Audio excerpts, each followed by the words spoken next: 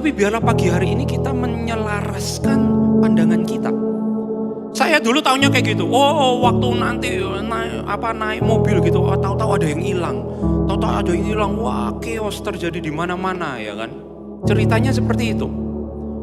Kemudian ya itu tadi ada pilotnya tahu-tahu ngilang, saudara, pesawatnya tabrakan gitu. Penumpangnya hilang semua, tahu-tahu hilang semua. Kemana? Gak tahu gitu ya kan. Pokoknya hilang gitu aja. Kalau dulu pengertian saya, oh ya ke surga, diangkat sama Tuhan ke surga. Kita pikir seperti itu. Saya pikir seperti itu. Dan apakah itu salah? Enggak 100% saya bilang. Enggak 100%. Tetapi ada beberapa mungkin bilang seperti ini. Enggak ada yang namanya kayak gitu. Yang bahas kayak gitu itu di dalam seluruh kitab suci. Ayat yang menyebutkan dan refer ke itu cuman satu ayat. Cuman satu ayat. Serius. Yang merefer kepada cerita yang seperti kita ketahui itu cuman satu ayat. Yang lain kalau saudara baca baik-baik, sebenarnya enggak ngomong seperti itu. Tapi apakah gara-gara itu kemudian, saudara kalau search ya kan, enggak ada kata rapture di dalam Alkitab. Saya pikir dulu, iya juga ya, itu konsep gitu ya, pengangkatan, rapture, konsep. Enggak ada kata rapture. Kalau mau literal ya kan, orang yang literal gitu, enggak ada kata rapture di Alkitab. Tapi ketika saya melihat lagi, saudara, hari ini biarlah kita melihat dengan lebih teliti dan kita tahu dengan lebih akurat apa yang sebenarnya terjadi, ya kan?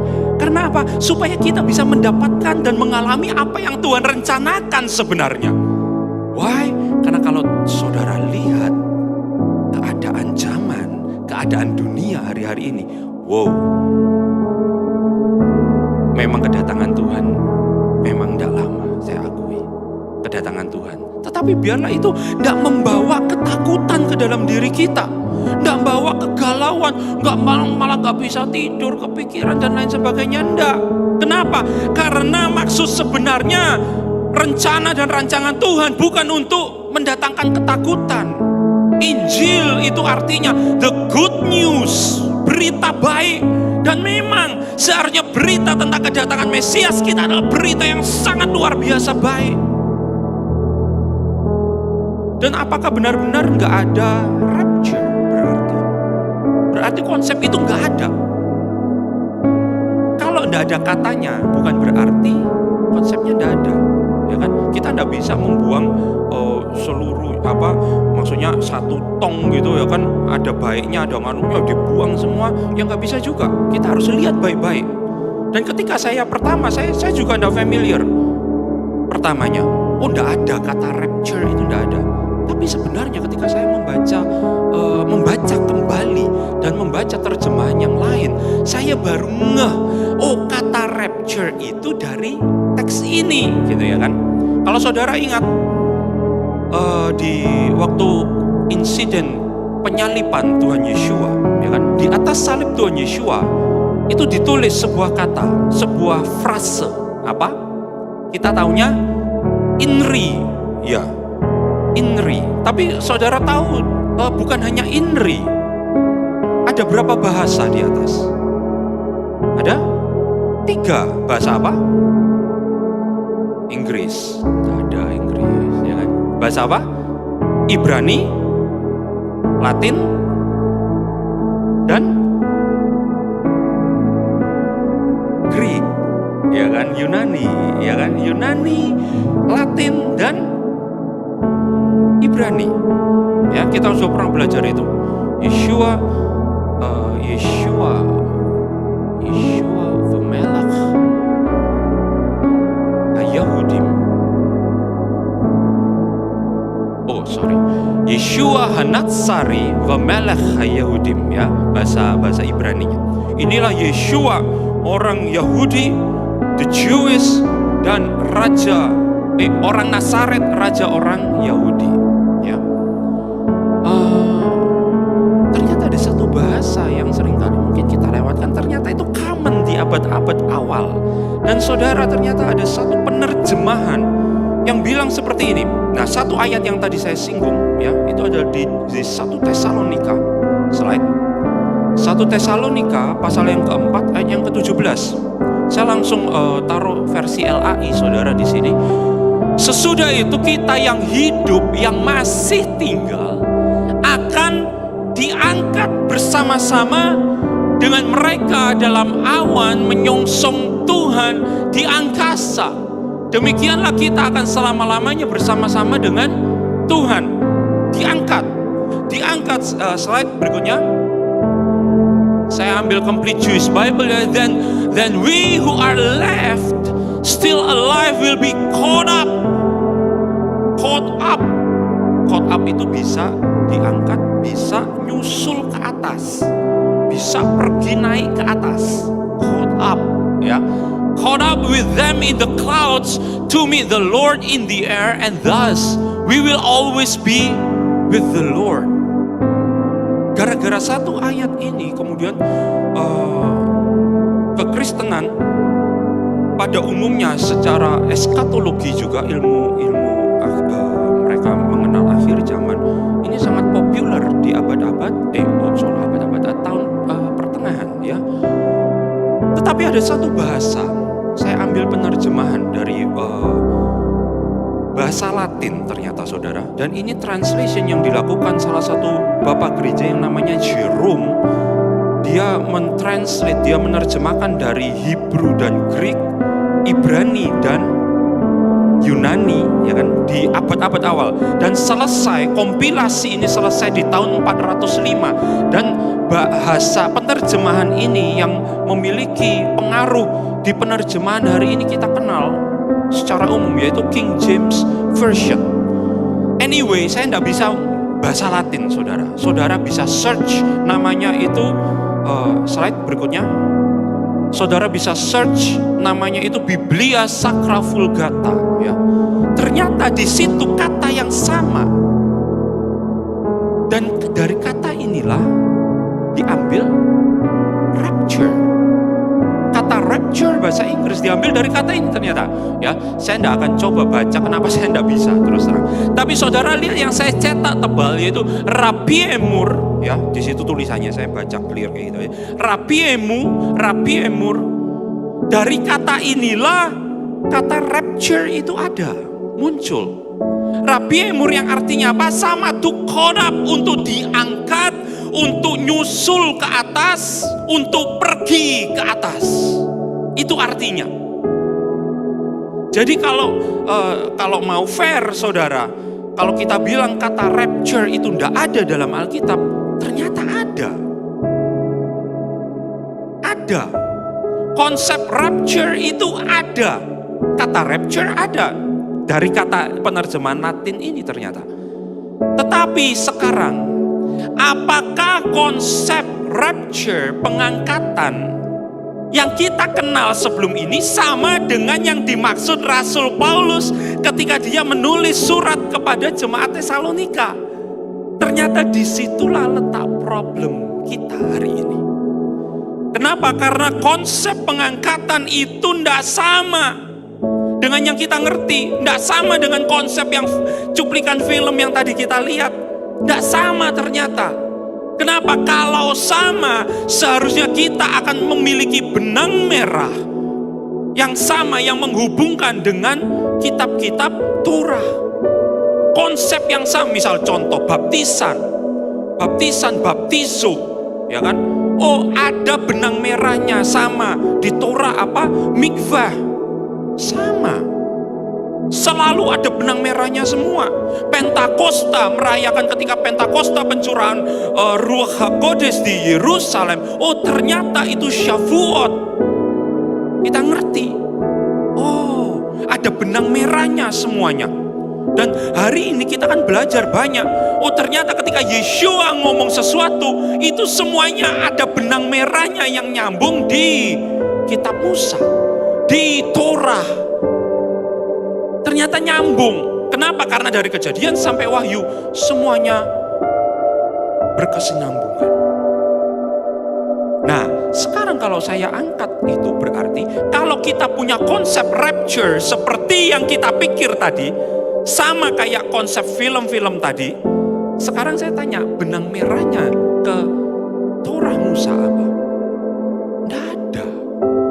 Mereka tidak ada konsep itu. Mereka tidak ada konsep kemudian tahu-tahu kita menghilang gitu. Tidak ada. Nanti kita akan lihat satu-satu ayatnya yang dimaksud. Salah satunya kan Matius 24. Ya, saya pernah bahas ya kan saudara. Satu orang di ladang, satu hilang, satu ada. Ternyata itu nggak ada omongannya tentang pengangkatan. Yang kita ngerti seperti tadi, tahu-tahu di pesawat ngilang, bukan itu. Kenapa? Karena kalau saudara baca baik-baik ada sesuatu yang janggal di situ. Dan hari ini kita akan belajar. Kita akan lihat satu-satu dengan lebih teliti. Kenapa? Karena kalau kita lihat berarti ada benang merahnya di situ, berarti konsep pengangkatan yang selama ini kita mengerti ada banyak kejanggalan di situ. Seharusnya ketika Rasul Paulus dia menulis surat kepada jemaat di Tesalonika, kalau konsep itu tidak mereka mengerti sebelumnya, Paulus pasti akan jelaskan panjang dan lebar, saudara. Tetapi ini hanya kayak sepenggal. Dia ngomong cuman kayak sepintas gitu aja. Artinya apa? Artinya dia punya konsep bahwa orang-orang yang dituju oleh suratnya ini, mereka ngerti tentang konsep ini. Mereka familiar dengan konsep ini. Berarti konsep apa? Ya kan? Berarti konsep apa dong? Nah, karena ini akan terjadi, event ini akan terjadi di hari Tuhan. Hari Tuhan kita tahu itu akhir zaman dan kita banyak belajar. Nanti merujuk ada hubungannya dengan kerajaan Mesias dan segala macam. Hari ini saya ajak ya sebelum kita lanjut, kita taruh dulu eskatologi kekristenan. Eskatologi kekristenan. Eskatologi itu apa? Eskatologi itu sub pembahasan dari secara teologis tentang akhir zaman yang kita miliki dari kecil. Saudara, dari kecil saya dari lahir Kristen, ya kan? Dari lahir saya sudah dicekoi dengan cerita pengangkatan, cerita antikris dan lain sebagainya. Saya pernah tidak bisa tidur gara-gara cerita antikris. Yes, saya pernah tidak bisa tidur. Saya bayangin saya dikejar-kejar di tengah hutan dan lain sebagainya, saudara. Tetapi hari ini kita taruh dulu, at least di jam ini kita taruh dulu, dan kita lihat dari sisi point of view, titik pandang Jewish eschatology. Eskatologinya tapi orang Jewish. Pandangan mereka tentang kerajaan Mesias dan kedatangan Mesias. Mereka menantikan Mesias, kita juga menantikan Mesias hari ini. Apakah kita menantikan Mesias yang sama? Yes, saya berani bilang kita menantikan Mesias yang sama hari ini. Hanya saja mereka belum nyadar Mesiasnya pernah datang sebelumnya. Kita sudah tahu, oh Mesias kita pernah datang dan akan datang untuk yang kedua kalinya. Tapi hari ini biarlah kita melihat apa yang mereka katakan ya di dalam eskatologi Jewish. Susunannya kira-kira kayak gini. Slide berikutnya. Kira-kira ya. Ini saya persingkat saudara, saya mampatkan ya saudara. Yang pertama nanti Mesias itu datang menampakkan muncul ya, datang Mesias, Raja Mesias yang terakhir. Kemudian dia akan merestorasi bait suci. Dan kemudian akan ada pengumpulan dari orang-orang yang terbuang, yaitu bangsa Israel yang tercecer di mana-mana di seluruh dunia. Dan kemudian ada kebangkitan orang mati. Dan kemudian ada pengenalan akan Tuhan yang lebih. Mesias, Raja Mesias akan menjelaskan isi firman Tuhan, konsep firman Tuhan, konsep Torah yang sebelumnya tidak kita mengerti, akan dijelaskan semuanya. Dan kemudian akan ada kedamaian utuh utopia, kedamaian dan kehidupan. Tidak ada lagi sakit penyakit, orang akan umurnya panjang-panjang, dan kemudian akan ada kedamaian. Di situ digambarkan apa? Serigala dengan domba hidup berdampingan, ular yang beracun tidak akan menggigit, anak kecil main-main sama ular beracun dan lain sebagainya. Kita sudah baca itu semua ya. Saya pernah bahas ini di khotbah The Kingdom is Here, ya kan? Untuk Rosh Hashanah kalau saya tidak salah ya, saudara bisa ngulang lagi. Dan kemudian kita tahu ada masa 1000 tahun kerajaan Mesias di bumi. Ketika Mesias menjadi raja, menjadi pemimpin, dan ada universal menyembah satu Tuhan. Itu eskatologinya mereka. Dari eskatologinya mereka, saya melihat yang paling dekat, yang paling nyerempet sama konsep pengangkatan yang kita punya, rapture yang kita punya, itu yang mana? Ini saya pernah bahas kalau pribadi-pribadi, ya kan, ada beberapa tanya sama saya, kalau pengangkatan gimana? Saya cuma ngomong satu kata apa? Aliyah, itu yang paling dekat. Hebraic term, konsep Ibrani yang paling dekat dengan rapture yang ada adalah aliyah. Aliyah itu apa? Aliyah itu memiliki arti naik ke atas. Tetapi ternyata di dalam konsep eskatologinya orang Jews, itu yang nomor 3, yaitu kembalinya orang-orang yang terbuang. Kembalinya Tuhan akan mengumpulkan Raja Mesias, akan mengumpulkan semua yang terbuang di seluruh penjuru dunia, akan dikumpulkan untuk kembali ke Yerusalem, kembali ke tanah Israel.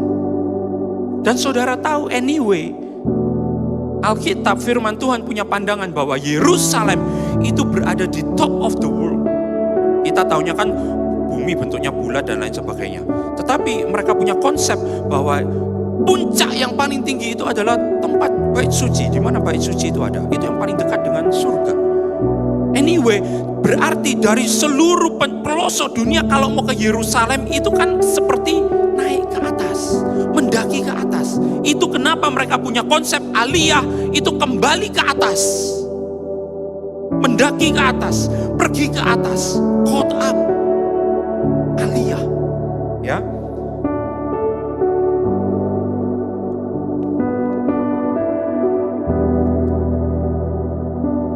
Jadi bagaimana dengan pengertian kita yang sebelumnya? Yang hilang-hilang itu gimana? Berarti menjelaskan yang hilang dan ada yang tertinggal, ada yang dibawa, ada yang tertinggal, gimana dong? Ya, itu ada di Matius 24 dan yang sama juga ada di Lukas pasal yang ke-17. Nanti sebentar kita akan lihat. Tapi ternyata peristiwa in gathering of the exiles, Tuhan mengumpulkan, memanggil kembali orang-orang Israel yang terbuang ini dari seluruh penjuru dunia. Apakah itu akan terjadi secara natural? Ya, akan terjadi secara natural dan supranatural. Natural dan supranatural ternyata. Ayatnya di mana? Kita buka sama-sama di dalam Ulangan. Dan ini nyambung, ternyata ini akan merangkai sebuah konsep yang sebelum ini saya tidak ngerti. Tapi ternyata konsep ini begitu banyak ada tercatat di dalam kitab suci kita. Ya, mungkin kita hanya ngelihatnya, kita miss itu, kita lewati itu. Ya, salah satunya ada banyak ayat dan salah satunya yang paling terutama itu ada di Ulangan pasal yang ke-30.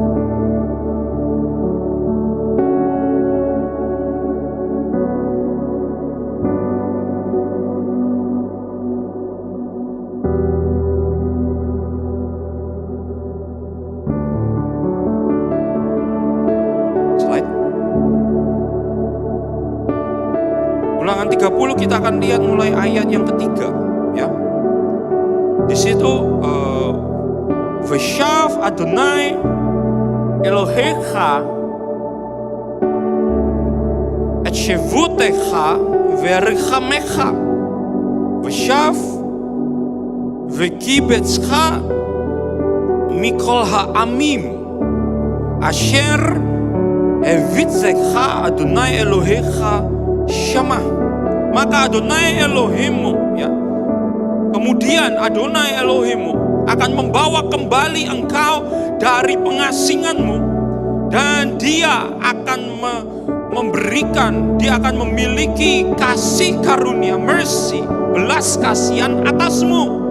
Dan ia sekali lagi akan mengumpulkan engkau dari seluruh bangsa-bangsa, di mana Tuhan Adonai Elohimmu yang sudah mencerai-beraikan engkau.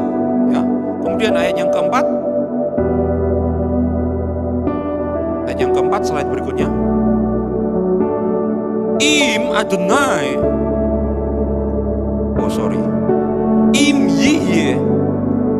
Im yiye niddachacha bikze hashamayim misham yekabeshcha Adonai Elohecha umisham yikachecha. Ya, bahkan di dalam pengasinganmu, meskipun di ujung langit, Adonai Elohimmu akan mengumpulkan engkau dari sana, dan dia akan membawa engkau dari sana, katanya. Meskipun dimanapun kita berada, dimanapun seseorang berada, tetapi di sini merujuk kepada bangsa Israel. Dimanapun bangsa Israel itu berada, di ujung langit sekalipun, katanya, dari situ Tuhan akan bawa mereka kembali. Tuhan akan tarik mereka kembali. Tuhan akan ambil mereka kembali untuk kembali ke tanah Israel, kembali ke Yerusalem. Dan ini hari ini belum terjadi sepenuhnya, belum. Dan sudah digenapi ternyata beberapa literatur itu, literatur yang berapa tahun berapa ya itu abad-abad awal, saudara, literatur. Mereka ngomong gini, terjadinya itu akan setengah-setengah. Yang setengah itu peran dari pemerintah yang memerintah Israel, tetapi setengahnya adalah peran dari Raja Mesias. Loh, hari ini mereka sudah menginisiasi program aliyah ini, dan mereka banyak yang kembali hari ini. Dan itu pemerintah, itu peran pemerintah Israel hari ini. Tetapi itu nggak akan selesai sampai seluruh suku Israel akan terkumpul di sana. Dan itulah peristiwa ketika Raja Mesias datang. Ya, itulah yang dilakukan oleh Mesias kita nanti. Dan ini diperjelas di dalam Targum Yonatan. Targum Yonatan ini kayak dia rephrase, dia kayak menjelaskan dengan lebih jelas ayat-ayat yang ada. Ya, ayat ini, Ulangan 30 ayat 3 dan 4 ini diperjelas di dalam Targum Yonatan bilang seperti ini. Slide. Saya sudah terjemahkan. Aslinya seperti ini ya, saudara, bahasa Inggrisnya. Gather you together. Slide berikutnya, bahasa Indonesianya. Meskipun kau tersebar sampai ke ujung langit dari sana, firman Tuhan akan mengumpulkan engkau kembali oleh tangan Elia, Imam Agung, dan kemudian Tuhan akan membawa engkau dengan tangan Raja Mesias. Berarti Elia datang duluan. Bayangin, mereka sudah punya konsep seperti itu. Kita sudah tahu bahwa Elia mendahului kedatangan Yeshua yang pertama. Yes, Yohanes Pembaptis adalah suara Elia dari padang gurun. Kita sudah tahu hal itu. Dan ini akan digenapi lagi, dan ini akan terjadi lagi ya. Ini Targum Yonatan. Dan ternyata ini sangat sinkron, saudara, dengan ayat yang ini. Slide.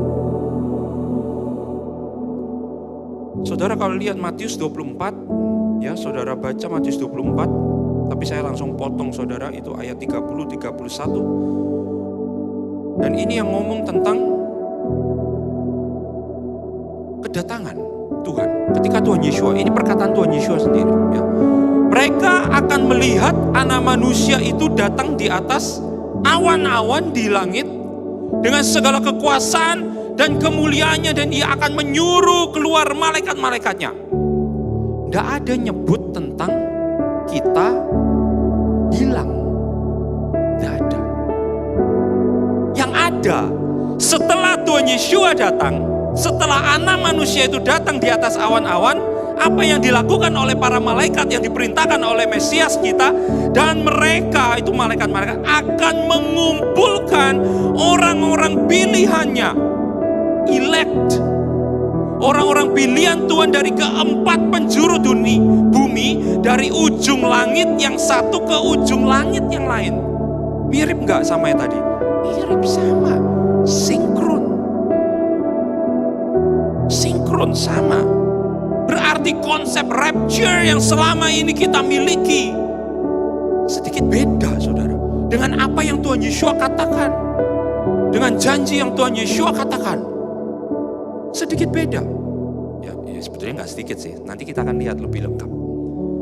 Ternyata setelah Anak Manusia datang, dia akan mengumpulkan orang-orang pilihannya dari keempat penjuru bumi, dari ujung langit yang satu kepada ujung langit yang lain. Dan kalau saudara baca di Matius 24 itu kan seluruhnya, disitulah akhirnya kita mungkin terbiasa baca firman Tuhan itu kayak apa ya? Kayak ambil globalnya aja dah. Ya kan? Yang kita takutkan apa? Kalau dari konsep pengangkatan yang sebelumnya. Konsep pengangkatan yang sebelumnya saya miliki, ketakutan yang saya miliki apa? Kalau saya ketinggalan, ya enggak? Kalau kita ketinggalan, waduh, disiksa sama antikris. Kalau kita ketinggalan, habis kamu nanti. Saya sering kali diomong seperti itu. Pokoknya apapun yang terjadi, kamu jangan sampai ketinggalan. Oke. Tapi ternyata saudara, seringkali konsep ketinggalan itu dari mana? Ya dari Matius 24 ini. Ya kan, saya pernah baca ini. Kita pernah bahas ini. Ya. Yang ayat 15, mulai 15 kira-kira ya. Apabila kamu melihat pembinasa keji berdiri di tempat kudus menurut firman yang disampaikan Nabi Daniel, maka orang-orang Yudea harus melarikan diri ke pegunungan, orang-orang yang sedang beranginan dan lain sebagainya. Celakalah ibu-ibu yang hamil menyusukan, berdoalah supaya waktu kamu melarikan diri jangan jatuh pada musim dingin dan jangan pada hari Syabat, ya. Kemudian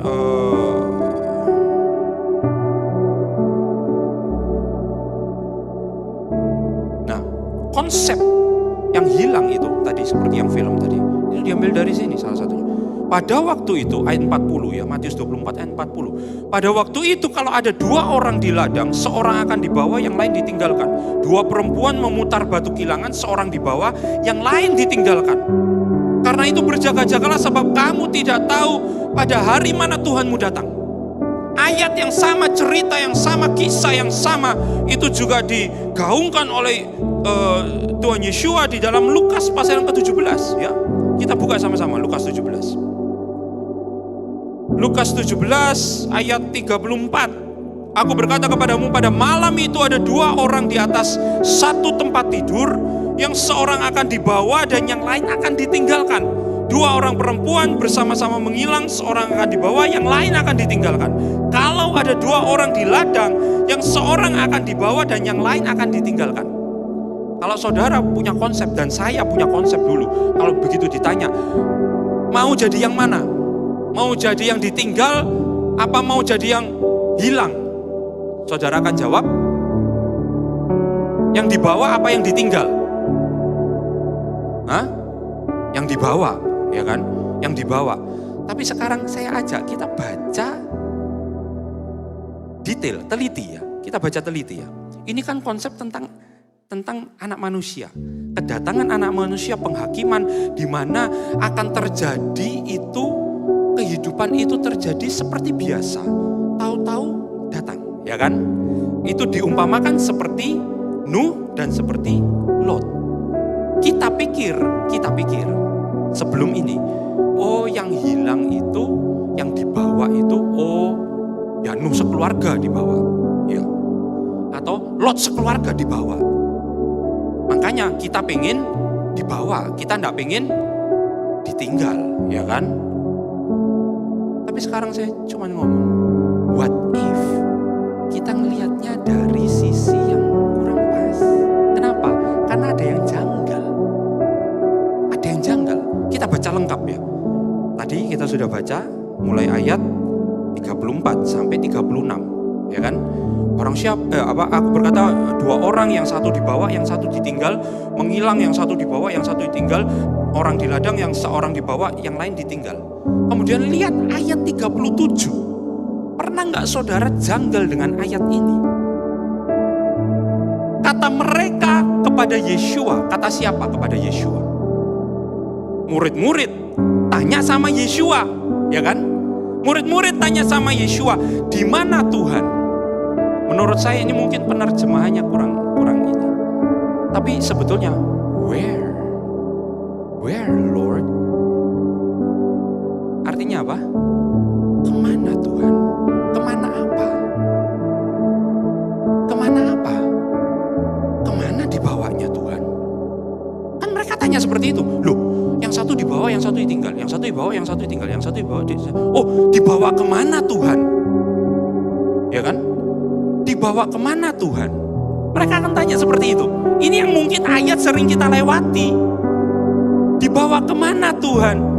Kata Tuhan Yeshua kepada mereka, wherever, dimanapun ada mayat, di situ burung nasar berkerumun. Artinya apa? Yang dibawa jadi mayat. Sekarang saya tanya lagi, saudara mau dibawa apa ditinggal?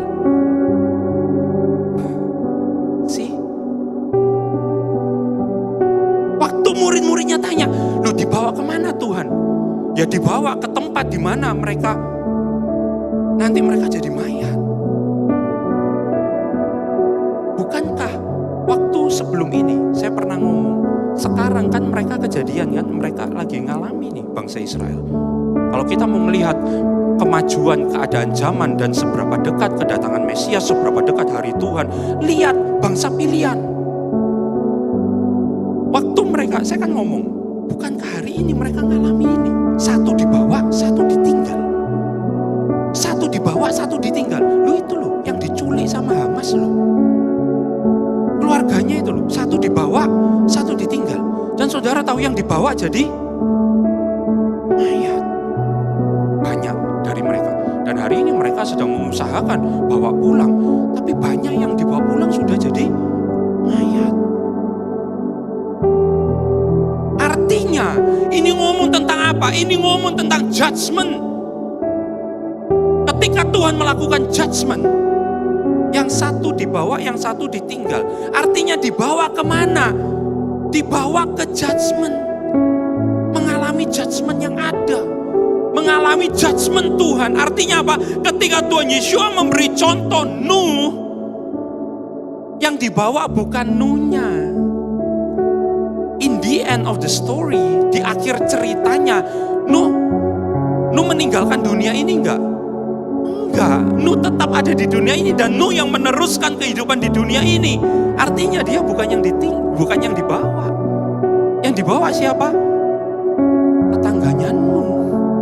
Dibawa keluar dari dunia ini, ya enggak? Lu dibawa keluar dari dunia ini, dia tetangganya Nuh sudah enggak ada di dunia ini lagi. Ketika penghakiman Tuhan turun, tetangganya Nuh dibawa dari dunia ini. Nuh tetap tinggal di dunia ini, meneruskan kehidupan di dunia ini. Sama halnya dengan Lot. Ketika penghakiman itu turun atas Sodom dan Gomora, in the end of the story, di akhir cerita, siapa yang tetap hidup di dunia ini dan meneruskan kehidupannya? Lot dan kedua anak perempuannya. Yang lain kemana penduduk Sodom dan Gomora? Dibawa pergi. Dibawa pergi dari mana? Dari dunia ini, saudara. Ternyata selama ini, saya baru ngerti. Ternyata. Kalau saudara punya pandangan seperti ini, seluruh cerita Yeshua yang ada satu perikop ini akan nyambung semua sampai ayat 37. Bahkan nyambung sampai ayat-ayat sebelumnya. Sampai mulai kitab Kejadian sampai Wahyu, semua nyambung. Ternyata saya hari ini ditanya, saya enggak mau yang dibawa. Enggak mau saya dibawa. Wah, kenapa? Dibawa ke tempat penghakiman. Pulang bisa jadi mayat. Itu maksudnya ayat yang ke-37. Seringkali kita lewati ayat ini. Atau mungkin kita gak ngerti kan ayat ini, at least. Tapi sekarang ketika kita mengerti hal ini, kita sudah bisa mulai tangkap. Berarti peristiwa rapture, pengangkatan, itu ada. Tetapi tidak seperti yang kita pikirkan. Tidak seperti yang kita pikirkan. Hilang dan lain sebagainya. Gimana dengan ayat yang bilang, nanti ketika anak manusia datang, tubuh kita akan langsung diubah. Itu ngomong tentang apa? Itu ngomong tentang yang nomor keberapa? Kebangkitan orang-orang mati. Anyway, saudara tahu enggak prosesnya? Kalau saudara yang familiar dengan literatur mereka, ada. Konsepnya ada. Bahkan dari tulang yang mana Tuhan akan membangkitkan, ada. Ada hubungannya dengan kisah Yehezkiel. Yes. Itu kenapa bagi mereka ya, orang Jews kalau mereka meninggal sebisa mungkin mereka hendak dikremasi. Kenapa? Mereka mau melihat dan mereka mau mengalami kebangkitan yang pertama. Kenapa? Kalau hilang, tidak tahu bisa dibangkitkan apa enggak. Saya tidak berani komen. Ya saya ngomongnya tidak tahu bisa dibangkitkan apa enggak. Kenapa? Karena tahu prosesnya. Tuhan membangkitkannya gimana? Ternyata Tuhan membangkitkannya itu dari salah satu tulang kita. Dan saudara tahu ilmu pengetahuan hari ini semakin lama semakin mendekati ke sana. Setelah diselidiki dan ini ada ternyata tersimpan. Kayak sekarang kan DNA dan lain sebagainya sudah maju, cukup maju. Ternyata bisa dibaca dari salah satu tulang tersebut yang sudah disebutkan itu berapa tahun yang lalu. Bahkan belum ada ilmu pengetahuan seperti hari ini. Tetapi di literatur mereka sudah disebut. Itu kenapa mereka dikubur, ya kan? Dikubur. Kemarin akhirnya saya ngomong sama mama saya, lah terus gimana itu? Kalau dikubur terus gimana? Ya itu panjang nanti ceritanya kan itu tema lain ya, tema kebangkitan orang mati. Hari ini kan kita enggak sampai ke sana. Tapi anyway, kalau kita mengerti, semakin mengerti ini, at least kalau gitu. Wah, yang mungkin sebelumnya sudah pesan-pesan sama anaknya. Wes nanti mama mati kobongen ae, ya kan. Ya sekarang saudara pikir lagi. Ya kan, saudara renungkan lagi, saudara bergumul lagi. Saudara doa, kalau saudara ingin ikut mengalami kebangkitan yang pertama, sebaiknya jangan. Ya kan? Jangan. Loh, ini kurang praktis apa, saudara? Ya kan? Kurang praktis apa? Ya kan? Ya saudara bergumul lah. Makanya saya kan nggak ngomong, wah dosa nanti, wah masuk neraka. Enggak. Kalau saudara ingin ikut kebangkitan yang pertama, nanti ketika Tuhan Yesus datang kedua kalinya, dibangkitkan, kebangkitan orang-orang mati, ya sebaiknya kalau saudara meninggal duluan ya jangan dikremasi, sebaiknya. Kalau mau tetap seperti itu ya silakan, ya. Itu kan keputusan masing-masing, ya kan. Tapi kalau mau lihat, mau ikut menyaksikan, wah ikut dibangkitkan, ketemu Tuhan Yesus di muka bumi ini, ikut mengalami gini, wah ikut memerintah, ikut ke sana. Ya sebaiknya jangan dikremasi, ya kan. Saudara pikir ulang, nih lek ngono mama kuburan ini ya kan. Ya siapa tahu, ya kan. Yang sebelumnya sudah ngomong seperti itu, bergumul lagi. Makanya di sini kan didorong apa? Saudara bergumul. Apa-apa itu tanya Tuhan, enggak apa-apa.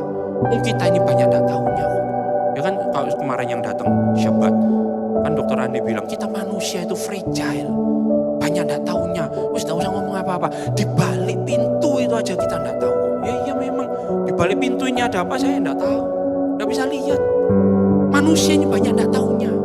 Oleh karena itu apa? Kita butuh guidance dari yang menciptakan ini semua, ya kan? Nah, kita sudah dikasih guidance, sekarang pilihannya di tangan kita. Mau mengikuti guidance-nya apa enggak? Nah, seperti itu saudara. Oke, ini ngomong tentang pengangkatan nanti panjang, itu kebangkitan orang mati. Lain lagi, itu lain topik saudara ya. Lain topik anyway. Ternyata kita sekarang mengerti. Ternyata yang paling dekat itu adalah konsep aliyah. Kembali ke atas. Kembali ke tanah perjanjian. Kembali ke Yerusalem. Bukan Yerusalem yang sekarang. Oh gak gelem aku. Perang gitu kok.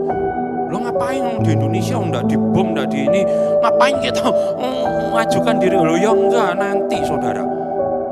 Nanti ketika kedamaian itu turun dan Raja Mesias datang, enggak ada perang. Perang pun nanti dia perang, dia yang menang.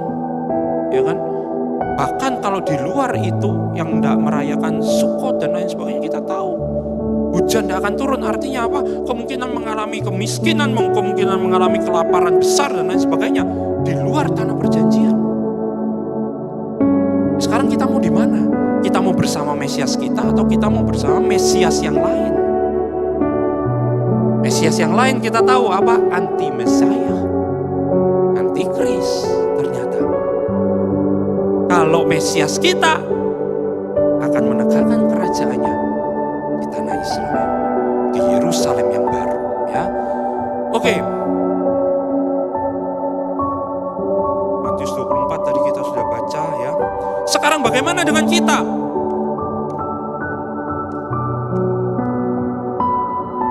Kalau saudara baca baik-baik tadi Matius 24 semuanya, Ulangan 30, ya kan, Yeskiel 37, nanti saudara baca di rumah ya. Yeskiel 37 ayat 21-24 itu diomong Tuhan akan mengumpulkan banyak ayatnya. Amos tulis, Yeremia tulis, Yeskiel tulis, hampir semua nabi-nabi tulis tentang hal ini.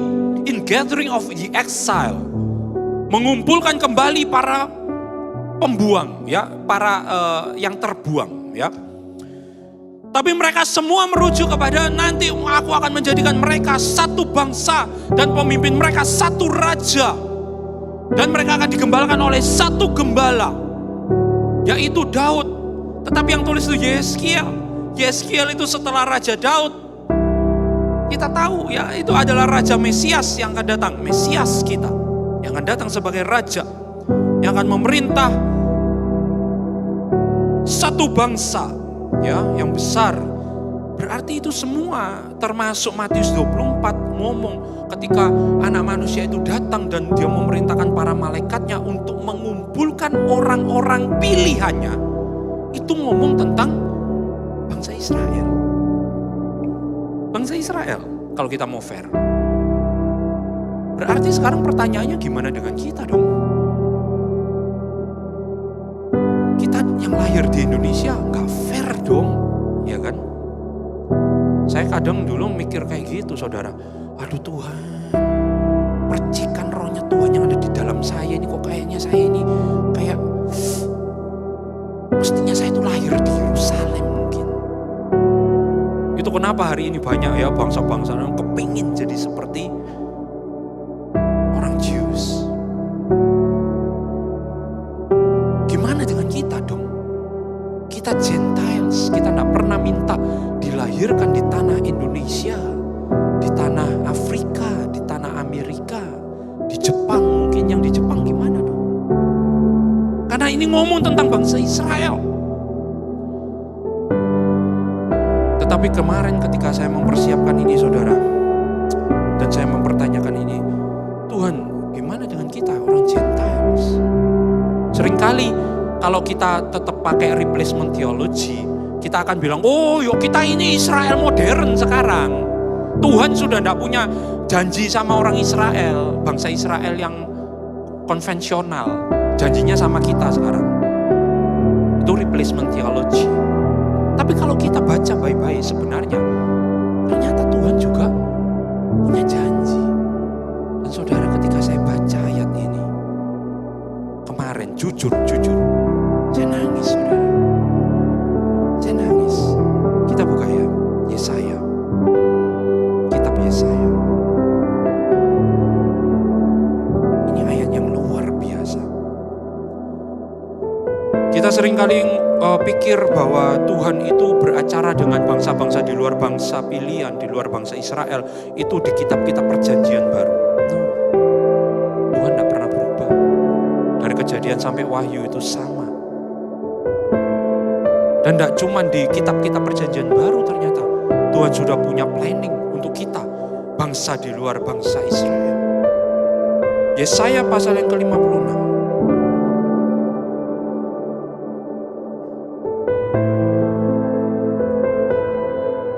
Saya Saya akan baca versi LAI ayat yang ke-8. Demikianlah firman Adonai Elohim yang menghimpun orang-orang Israel yang terbuang tadi. Yang mengumpulkan, inilah firman Tuhan. Tuhan yang mengumpulkan, Adonai Elohim Yod-He-Vav-He, yang mengumpulkan orang-orang Israel yang terbuang, yang tercerai-berai, sampai ke ujung langit pun akan dikumpulkan. Tapi demikian firman Tuhan katanya, aku akan menghimpunkan orang kepadanya lagi sebagai tambahan kepada orang-orangnya yang telah terhimpun.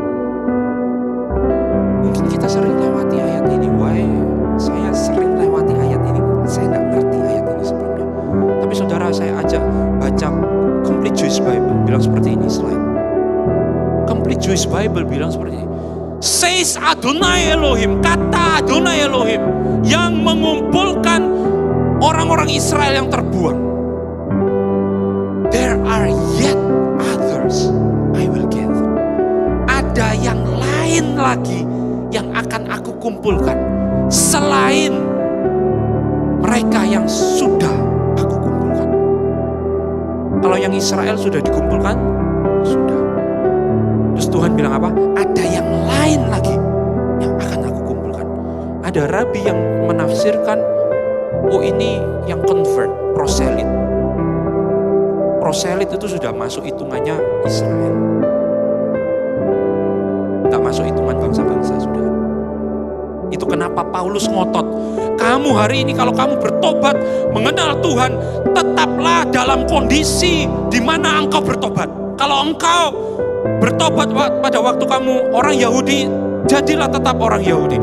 Kalau kamu bangsa-bangsa, tetaplah menjadi bangsa-bangsa. Kenapa? Ini alasannya.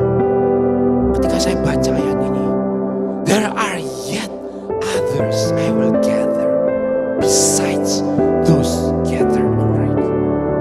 Ada yang lain yang akan aku panggil. Akan ada yang lain yang akan aku bawa ke Israel. Akan ada yang lain yang akan aku bawa masuk ke dalam kerajaanku selain bangsa Israel. Siapa? Kita. Saudara boleh ngomong sama kiri kanan saudara, kita. Tuhan tidak lupa lu sama kita. Tuhan tidak lupa sama kita.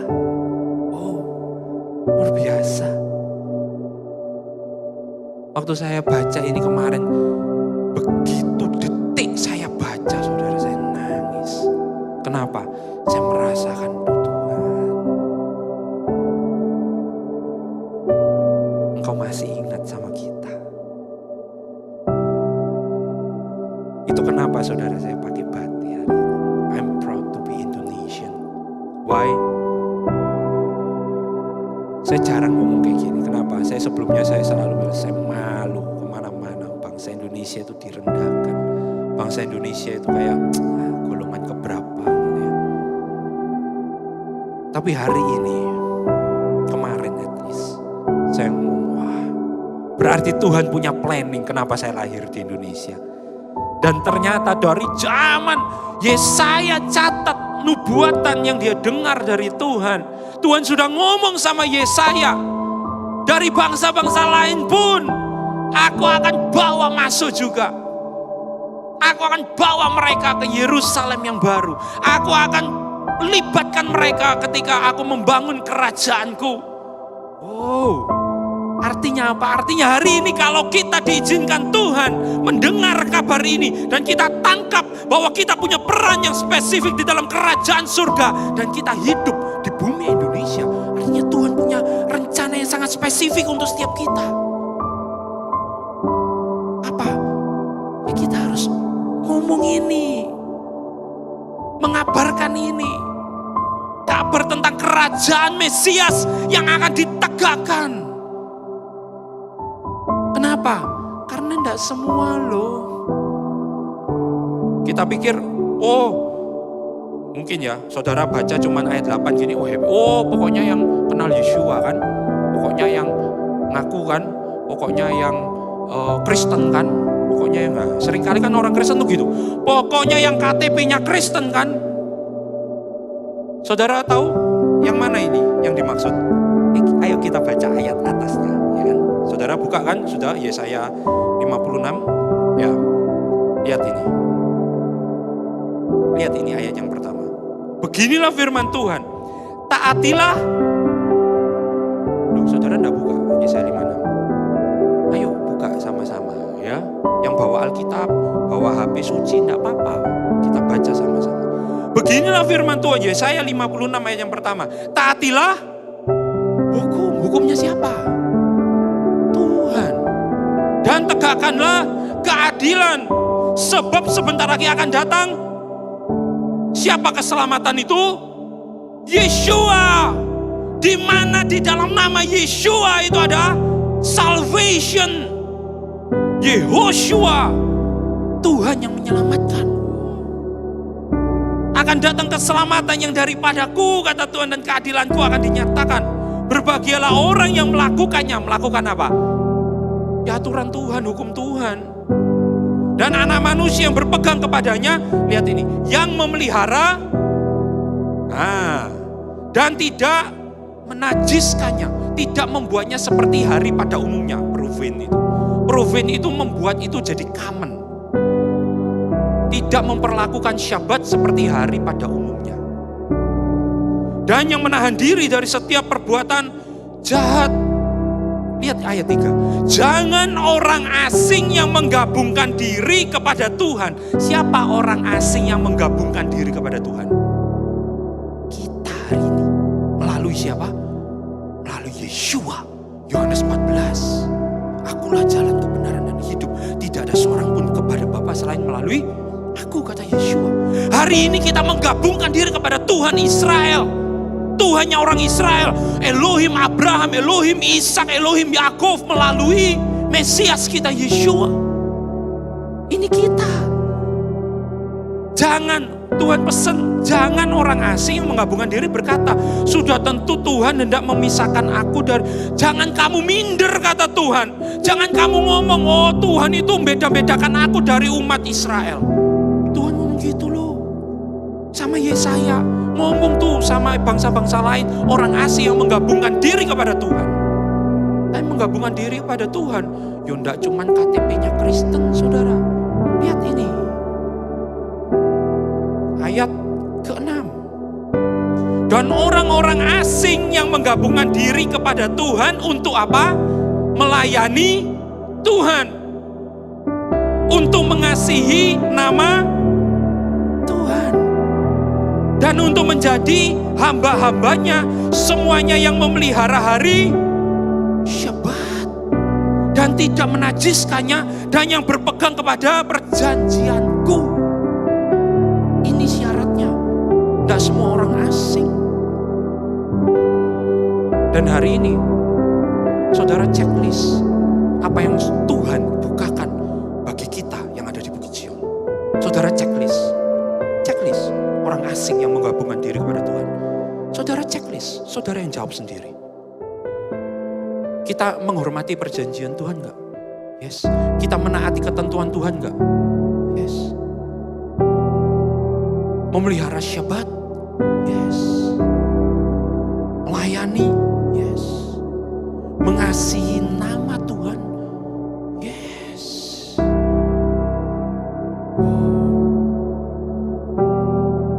Saudara dapat gambarannya? Kita tidak sedang aneh-aneh, saudara. Tuhan memperlakukan kita yang di Bukit Sion dengan sangat serius. Dan ini loh rencana Tuhan. Hari ini. Artinya ketika kita menghormati firman Tuhan, kita menghormati Syabat, kita menghormati perayaan-perayaan hari raya yang sesuai dengan firman Tuhan, itu bukan main-main. Orang asing yang melakukan ini, yang akan Tuhan panggil, yang tidak akan dilupakan oleh Tuhan. Artinya yang tidak melakukan, ya enggak tahu. Enggak ditulis soalnya. Saya enggak tahu jujur.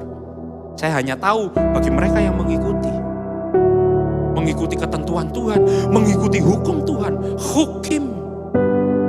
Dan saudara tahu salah satu hukim apa? Imamat 11. Imamat 11. Hukim. di luar kita ngerti, tidak ngerti, kita ikuti, ya kita ikuti. Why? Kita tidak pernah tahu untuk apa dampaknya. Tapi hari ini kalau saudara sadar dan saudara tangkap, Tuhan itu nganggap saudara dan saya itu serius loh. Dibukakan kayak gini, kita ini di-prepare. Nanti ketika Mesias kita datang, Tuhan Yeshua datang, kita ini masuk yang ayat 8 ini, saudara. Aku akan menghimpun, aku akan mengumpulkan, aku akan memanggil orang-orang asing.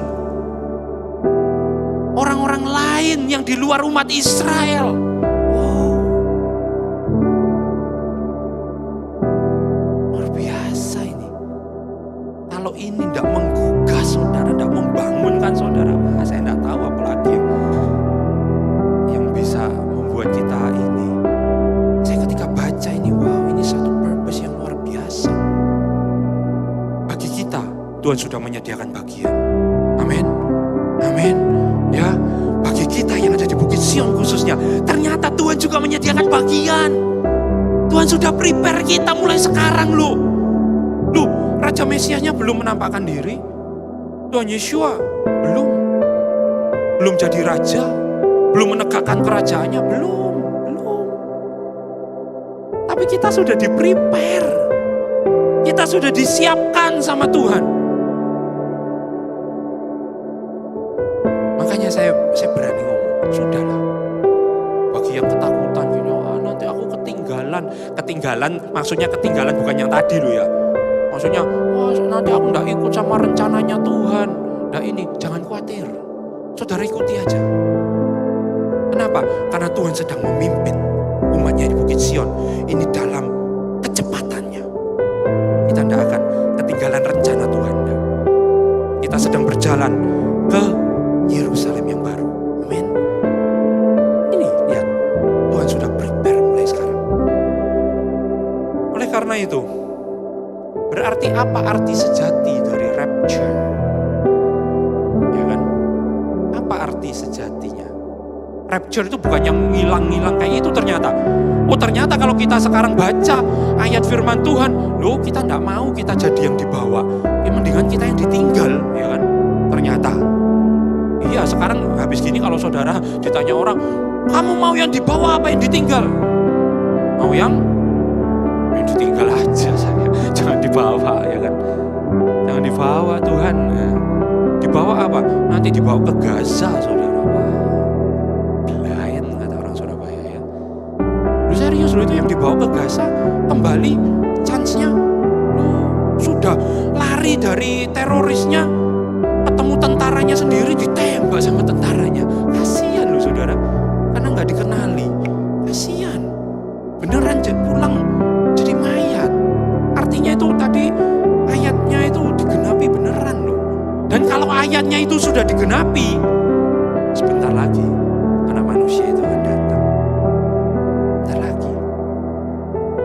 Dan seharusnya ini menjadi berita kesukaan, ya. Dan berarti apa arti sejati? Kita baca kembali, ya. Kalau kita mau ngerti, kita harus membaca kembali 1 Tesalonika 4 ayat 17 tadi. Dan kita harus memandang, melihat dari point of view yang beda sekarang. Mungkin slide yang tadi 1 Tesalonika 4:17 yang tadi awal-awal boleh di ini.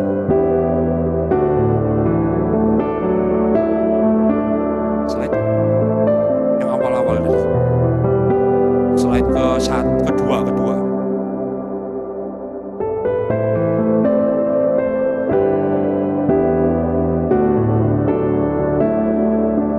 Slide kedua.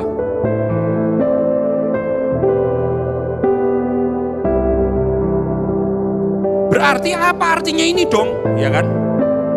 Sesudah itu kita yang hidup yang masih tinggal. Loh yang ditinggal loh. Ya enggak? Sinkron enggak sama yang tadi kita baca? Sinkron. Berarti yang ditinggal bukan yang dibawa. Bukan yang dibawa loh saudara.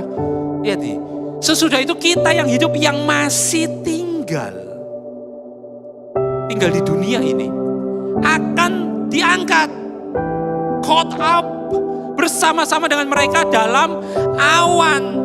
Loh berarti apa artinya ini kalau enggak ngilang terus kita terbang di awan-awan? Gimana ya? Sekali lagi saudara harus tahu baik-baik. Teks ini ditulis oleh seseorang yang tinggal di abad pertama. Lain sama kita hari ini. Itu yang pertama. Saudara harus pahami baik-baik. Ini ditulis oleh murid Yeshua, Paulus, yang hidup di abad-abad pertama, abad-abad awal. Ya, apakah dia nulis ini tanpa dasar? Tidak mungkin. Berarti ada pembandingnya pasti. Kenapa kok dia bisa ngomong diangkat bersama-sama dengan mereka dalam awan, menyongsong Tuhan di angkasa? Di angkasa katanya. Menyongsong Tuhan di angkasa. Demikianlah kita akan selama-lamanya bersama-sama dengan Tuhan. Saudara tahu, ini diambil dari ayat apa? Paulus ini. Ternyata Paulus ini ambil dari ayat Yesaya pasal yang ke-60. Slide. Saya ambil terjemahan literalnya bilang seperti ini. Yesaya 60 kalau saudara baca ini juga tentang era mesianik. Ya, nanti Yeshua akan datang dan mengumpulkan kembali anak-anaknya. Lihat itu anak-anakmu datang dari anak-anakmu laki-laki akan datang dari ini, anak-anakmu perempuan akan datang dari ini dan lain sebagainya. Ya, slide berikutnya, Yesaya 60, yang setelah tadi. Yesaya 60. Setelah ini. Nah, oke. Lihat ini, Yesaya 60 ayat 5 dan 8. Lift up your eyes all around and see they all have gathered. Lihat, angkat wajahmu, angkat matamu, lihat sekelilingmu dan lihat mereka semua telah dikumpulkan. Mereka telah datang kepadamu. Anak-anakmu laki-laki datang dari jauh dan anak-anakmu perempuan akan berdiri di sampingnya. Ini apa? Ngomong tentang apa? Tentang ingathering of the exile tadi.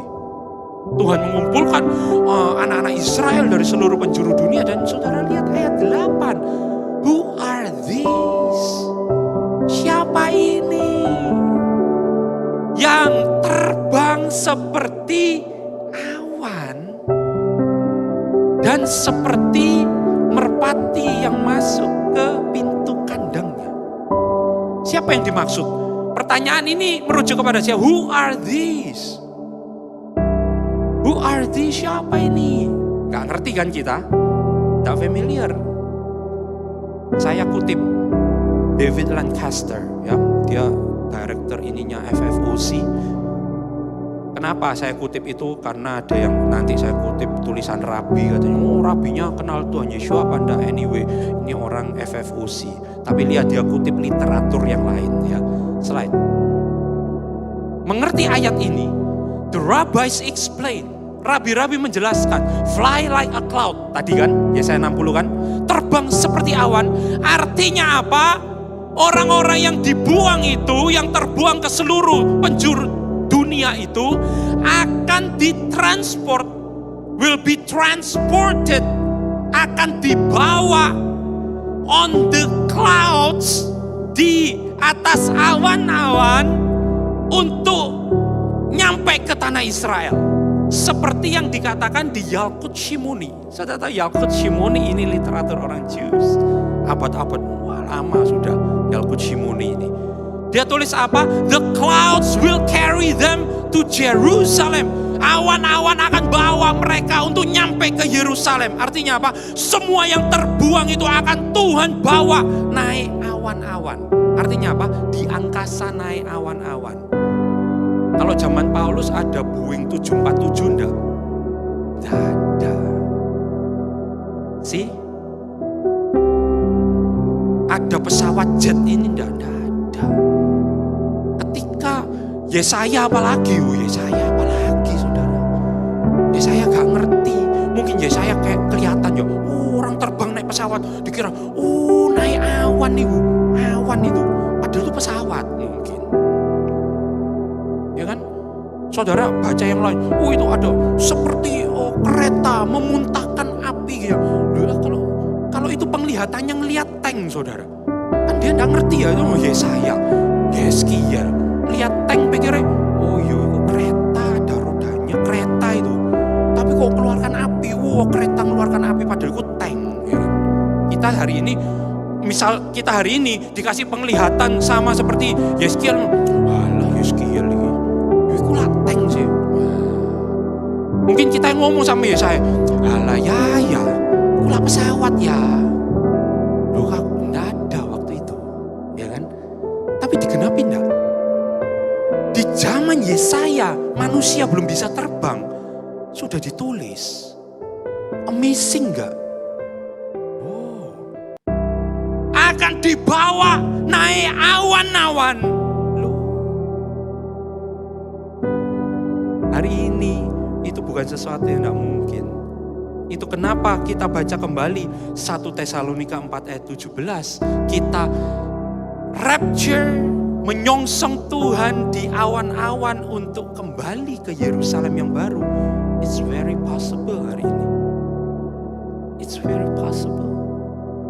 Dan itulah janji Tuhan. Saya ngomong itu yang kayaknya natural buat kita hari ini, ya kan? Tapi ada yang supranatural. Tapi itu buat lain cerita, lain waktu. Nah, cukup saudara waktunya, ya. Ada yang supranatural. Nanti kita belajar satu waktu. Tetapi kita hari ini kita belajar sampai ini dulu. Bahwa ternyata kenapa saya kasih judul repicture, menggambarkan kembali, mempunyai bayangan yang baru tentang pengangkatan. Ternyata tidak sama seperti yang kita bayangkan sebelumnya. Bukan artinya harus tidak ada pengangkatan sama sekali. Loh, tetap ada. Tapi konsepnya bukan seperti yang kita bayangkan. Bukan orang hilang, tahu-tahu istri kita ngilang. Ya, bapak-bapak jangan, loh, arep-arep bojoku ngilang re. Jangan loh saudara ya. Jangan. Ternyata bukan seperti itu. Bukan konsepnya seperti itu, tahu-tahu nanti tabrakan semua karena supirnya hilang. Lah kasihan kan yang naik bis Akas. Itu kalau supirnya hilang gimana? Di belakang memuat berapa orang itu? Ternyata tidak seperti itu. Ternyata Tuhan memiliki rencana yang jauh lebih besar dari yang kita bayangkan, yaitu untuk kita dibawa kembali ke Yerusalem yang baru, untuk menikmati kerajaan Mesias bersama-sama dengan Dia, untuk makan di meja yang sama bersama-sama dengan Mesias kita, untuk makan bersama dengan Abraham, Yakub, dan Ishak di satu meja bersama-sama, untuk menikmati kebaikan Tuhan yang sebenarnya di Yerusalem yang baru bersama-sama. Wow, ini luar biasa malah saudara. Kalau buat saya, wah ini jauh lebih luar biasa. Saya ketika dengar seperti ini dan saya tahu seperti ini, berarti rapture itu tidak dimaksudkan untuk menaruh ketakutan di dalam diri kita. Tidak pernah seperti itu. Tuhan Yesus selalu bilang, kabarkan kabar baik ini. Kabar baik itu bukan kabar ketakutan. Tidak bisa tidur gara-gara takut dikuliti sama tentaranya antikris. Tidak. Rapture itu memaksudkan kita. Slide berikutnya. Ternyata rapture itu bukan dimaksudkan untuk menaruh ketakutan di dalam kita, melainkan ini dimaksudkan supaya kita memiliki harapan, pengharapan di dalam Mesias kita, bahwa Mesias kita akan datang lagi untuk menjemput kita. Mesias kita akan mendirikan kerajaannya di atas muka bumi ini, dan kita jadi tamu undangannya. Oh, apa yang saudara lakukan hari ini itu tidak akan pernah kembali sia-sia. Dan ini yang membuat saya akhirnya punya pandangan, ini adalah good news. Kenapa? Hari ini, kalau ini semua belum kejadian, artinya hari ini akan menjadi bahan bakar untuk kita menghidupi hidup kita hari ini. Kenapa? Karena hari ini ketika hal ini belum digenapi, hari ini adalah kesempatan kita boleh menggunakan waktu kita boleh menggunakan tenaga kita boleh menggunakan talenta kita boleh menggunakan resource kita, mungkin uang kita, mungkin ide kita, pikiran kita, influence kita, relasi kita. Untuk apa? Untuk kerajaan surga, untuk kebenaran Tuhan, untuk ikut berpartisipasi, menjadi partner, rekan kerja ketika Tuhan mempersiapkan kerajaannya ditegakkan di atas muka bumi ini. Tidak akan sia-sia apapun yang kita lakukan untuk kerajaan surga hari ini, untuk kerajaan Mesias hari ini.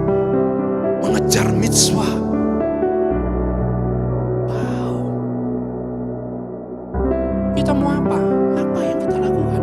semua yang Tuhan izinkan lewat di dalam kehidupan kita, pasti Tuhan punya maksud yang spesifik. Supaya kita bisa lakukan itu. Kita pergunakan itu. Untuk apa? Untuk mengejar mitzvah, untuk mendirikan kerajaan surga, kerajaan Mesias. Mempersiapkan kerajaan Mesias di atas muka bumi ini. Dan saudara pikir, ketika kita melakukan itu semua, kemudian tambah miskin, tambah gak punya apa-apa. Salah. Justru, kenapa? Karena firman Tuhan berkata, carilah dahulu kerajaan surga dan kebenarannya. Semua. Saya tidak pernah lihat orang yang memotong waktunya melayani Tuhan, menggunakan kreativitasnya untuk kerajaan surga, untuk mengorbankan sesuatu dari kehidupannya untuk kerajaan surga, mengejar mitzvah, kemudian hidupnya susah. Tidak ada. Justru sebaliknya, Tuhan akan mempercayai lebih. Wow. Itu kabar baik apa kabar tidak baik? Kabar baik kalau buat saya. Kabar baik buat saya. Itu yang membuat saya ketika saya membaca firman, belajar firman. Ketika saya mungkin waktu-waktu dipakai untuk mendirikan kerajaan surga. Wah, ini tidak akan kembali sia-sia. Satu waktu nanti, ketika kerajaan Mesias didirikan benar-benar, Tuhan akan bawa saya masuk ke sana. Itulah peristiwa pengangkatan yang sejati. Ketika kita menjadi bagian orang-orang asing itu, dan Tuhan bawa Mesias kita, Tuhan Yeshua bawa kita ke Yerusalem yang baru. Semoga itu yang kita nanti-nantikan juga. Amin. Ya, perkataan saya yang terakhir, slide terakhir itu perkataan Yeshua dari Yohanes 14. Ini janji. Saya undang teman-teman yang main musik, boleh maju ke depan. Ini janji Yeshua yang saya pegang hari ini. I will return. Ini bukan Terminator, saudara ya. Saudara tahu, yang lihat Terminator kan, I will be back gitu kan. Enggak, ini bukan Terminator, ini Tuhan Yeshua. Tuhan Yesus bilang apa? I will return. Aku akan kembali untuk menjemput engkau bersama dengan aku. Wow, indah loh saudara. So that where I am, supaya dimanapun aku berada, di mana dia berada? Dia akan berada di Yerusalem yang baru, menjadi raja di sana, mengajarkan Torah yang sejati, yang sebenarnya. Pertanyaan apapun yang saudara miliki akan dia jawab. You may be also. Dimanapun aku berada, di situ engkau juga berada. Wow. Ini yang saya nanti-nantikan dan saya berdoa supaya ini yang juga saudara nanti-nantikan. Bahwa kita, apa yang kita lakukan hari ini, setiap mitzvah yang kita lakukan, setiap tindakan yang kita lakukan untuk membangun kerajaan Mesias, tidak akan kembali sia-sia. Melainkan kita akan memperoleh rewardnya saat ini. Dan tidak hanya saat ini, tetapi nanti ketika kerajaan Mesias ditegakkan, kita juga akan mengalami yang terbaik. Mungkin saudara tanya, kapan? Tidak usah dihitung. Yang penting kita siap. Kenapa? Ada literatur yang lain ya bilang gini, great is the day of the ingathering of the exile. Sungguh luar biasa hari di mana yang terbuang, Tuhan mengumpulkan yang terbuang. Anyway, saudara tahu ada satu perayaan yang juga disebut hari raya mengumpulkan. Tahu hari raya apa? Hari raya apa? Tahu? Hari raya Sukkot. Sukkot itu punya nama lain, the day of ingathering. Wow, luar biasa ya. Wah, saya itu kadang-kadang sama Tuhan itu saya kagum luar biasa. Dia itu sudah prepare semua, dia sudah luar biasa.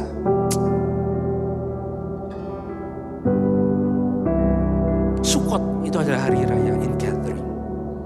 Dan ada literatur di dalam Sanhedrin, dia bilang Luar biasa, day of ingathering of the exile. Sorry. Dia bilang gini, may the spirit expire of those who calculate the dates of the messianic redemption. Biarlah roh dari mereka yang menghitung tanggal dari messianic redemption, dari penebusan Mesias itu diambil dari tubuhnya. Itu di Sanhedrin 97b. Itu kenapa saya berulang-ulang saya ngomong, saudara, tidak usah dihitung. Ini kenapa saya ngomong. Salah satunya daripada resiko, ya kan? Yang penting apa? Saudara siap enggak? Ketika hari Tuhan itu datang, kita sudah menggenapi yang Yesaya 56 checklistnya itu loh. Sudah kita lakukan belum? Kalau sudah lakukan, jangan takut. Jangan takut, kita akan dapat bagian dalam kerajaan Mesias. Amin. Kalau saudara ngikuti yang Tuhan bukakan aja di Bukit Sion ini, tidak sulit. Serius, tidak sulit. Kita akan dapat bagian